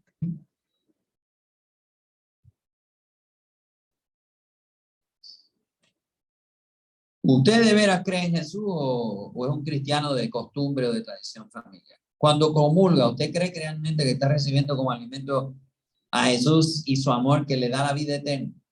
¿Usted cree que está participando del germen, de la semilla, de la garantía de la resurrección?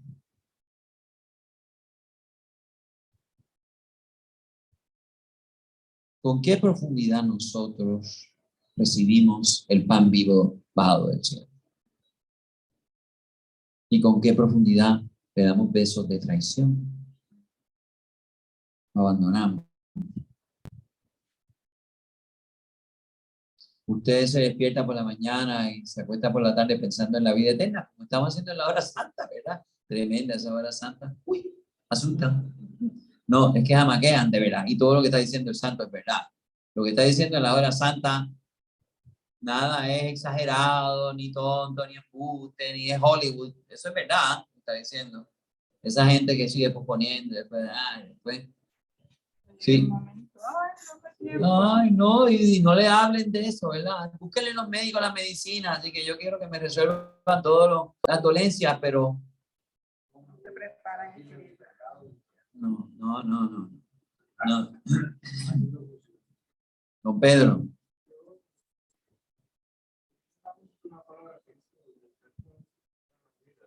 ¿Dónde está? ¿Y dónde está eso? No. Esa frase que dice, donde está el corazón está la mano la vida. ¿Dónde está eso? Ah, pues yo tampoco lo he oído. Está bien. Porque tú me estás haciendo una pregunta de que tú dices que ese es un texto bíblico, pero no me puedes señalar dónde está, así que no te puedo. Está bien.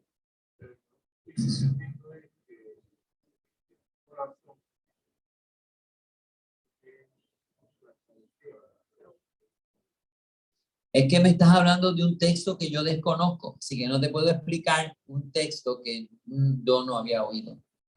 ¿Está bien? Cuando tú me busques el texto, pues ya hablamos, pero me estás haciendo una cita que yo nunca había oído, así que no te puedo explicar lo que es algo nuevo para mí. ¿Está viendo? Pero... Así que ser fiel al Padre, escuchar al Padre, creer en el que el Padre ha enviado, que es pan de vida. Pero fíjense que en lo profundo, y por eso Jesús lo va a decir en el sermón de la última cena, va a decir, el que no cree en mí no tiene vida eterna. Ustedes no pueden nada sin mí, ¿verdad? Yo soy, ¿qué es un alimento y qué es una bebida? Lo necesario para vivir. Si ustedes no me reciben a mí, eso lo va a decir ahora, ¿verdad? No tienen vida. Esas son las consecuencias de no creer.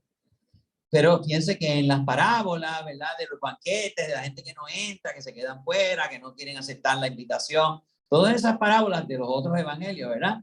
Están bregando con lo mismo. No quieren pasar al banquete de la vida verdadera. Entonces se mueren. Por eso la alternativa de ir a no ir al banquete es la muerte. ¿Sí? Así que no es tan sublime como lo que está diciendo San Juan aquí, pero está diciendo la misma cosa en una forma, en otro plano más sencillo, parabólico. Estos son enseñanzas sublimes de Jesús. No sé, ya se acabó el tiempo, ya se acabó, y todavía nos falta del versículo 52 al 70. Pero esto es este capítulo de San Juan.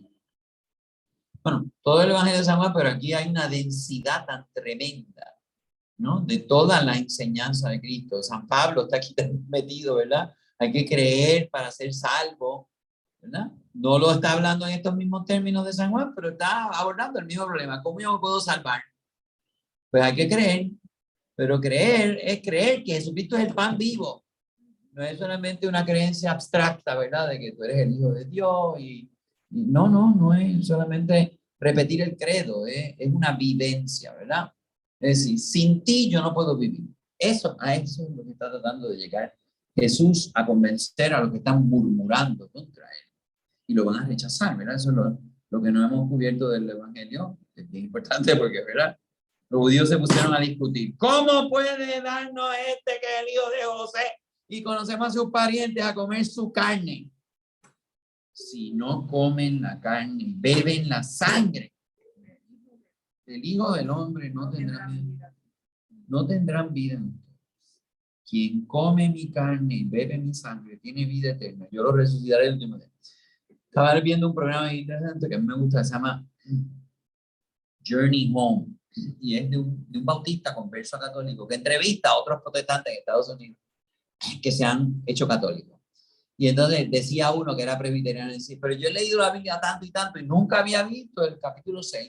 Los protestantes no les gusta el capítulo 6 de San Juan. Sí, porque ahí dice el que no come mi carne y no bebe mi sangre no tiene vida en sí. Ellos no comen la carne y no beben la sangre porque para ellos eso es un símbolo. Entonces están fritos. Vamos a ver, don Pedro, pero tiene que ver con esto que estamos hablando.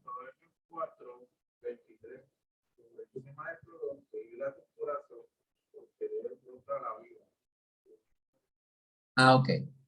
Pues la próxima clase lo trae, ¿está bien? Ya nosotros discutimos proverbios.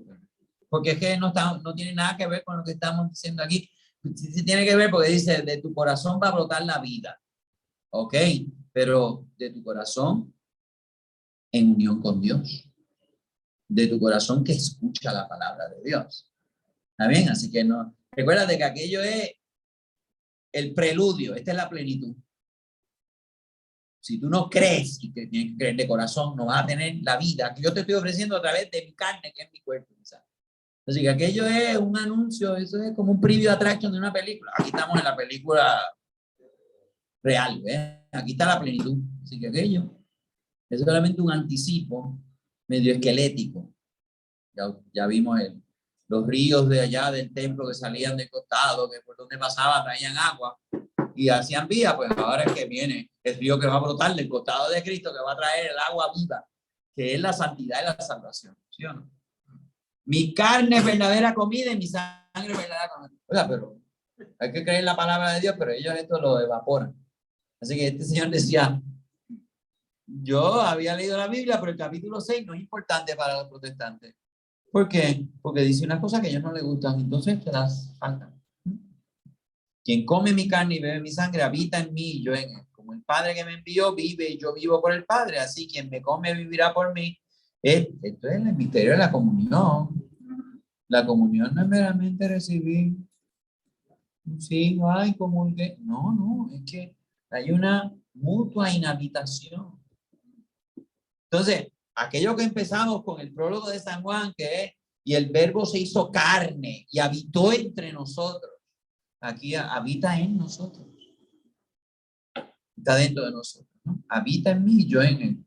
Como el Padre me envió, yo vivo por el Padre, así quien me come vivirá por mí. Habrá una compenetración, una comunión. Ese es el misterio de la comunión. Este es el pan vivo bajado del cielo, no como el que comieron sus padres y murieron. Quien come de este pan vivirá siempre.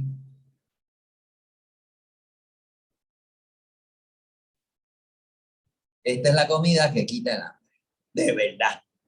Esta es la comida que te es el antídoto de la muerte, porque es la resurrección. El que cree en mí, yo lo resucitaré. El que cree en mí, come mi carne y bebe mi sangre, ya tiene la vida eterna dentro de él.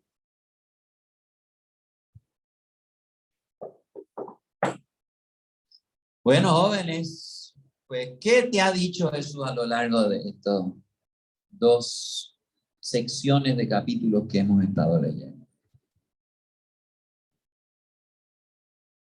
Si hay alguna pregunta urgente de estas que no aguanta esperar una semana, pues háganla. Ahora es.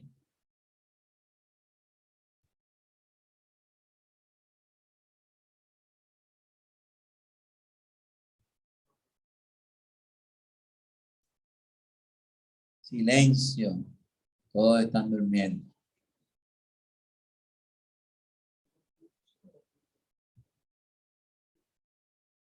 No hay ningún comentario, santo Dios. Dios mío, ¿todo está luminoso o es que están perdidos? O nunca habían reflexionado, ¿verdad? Sobre lo que Jesucristo nos está diciendo, santo Dios.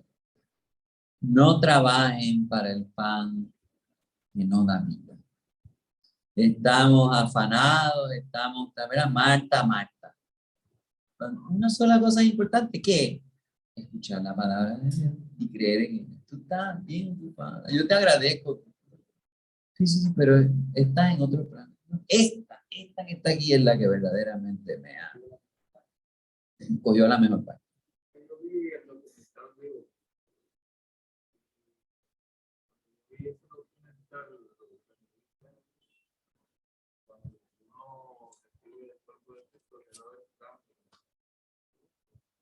Exactamente.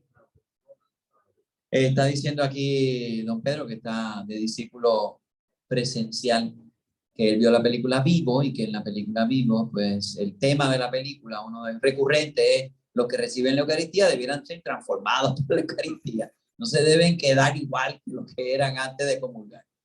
Pero eso es porque hay que tener una conciencia ampliada, ¿verdad? Para saber lo que está haciendo, que no es meramente, pues, vamos a comulgar. Y no digamos aquellos que comulgan en pecado mortal, ¿verdad? Que están comiéndose su propia muerte. Pero efectivamente, aquí está diciendo algo de eso, ¿verdad? Pero ahí estaban los testimonios de que la Eucaristía había transformado la vida de muchas personas. ¿Sí o no? Bueno. Ay, Dios mío. Esta es la clase de los mudos. En nombre del Padre, del Hijo y del Espíritu Santo. Gracias, Señor, amén, por que nos ofreces la bebida que salta hasta la vida eterna y la comida que nos ofrece ya los comienzos de esa vida eterna, en la cual tú nos vas a resucitar y vamos a vivir en comunión contigo para siempre. Gracias, Señor, que esas enseñanzas tuyas nos sigan alimentando, saciando y curando todas nuestras sed. Porque nuestros amoríos, los 5 machos de aquella señora, nuestros reclamos, las murmuraciones de los judíos, no van a resolver nuestra sed, nuestro alimento existencial, que eres tú. Y solo tú. Que creamos y profundicemos en nuestra fe en ti, para que entremos en la misma comunión que tú tienes con el Padre, nosotros también. Ahí es donde tú nos quieres llevar, a la comunión con la Santísima Trinidad. Esta oración te la presentamos a ti, que con el Padre y el Espíritu Santo vives y reinas un solo Dios, por los siglos de los siglos. Amén. Amén. Del Padre, del Hijo y del Espíritu Santo. Tan, tarán, tan.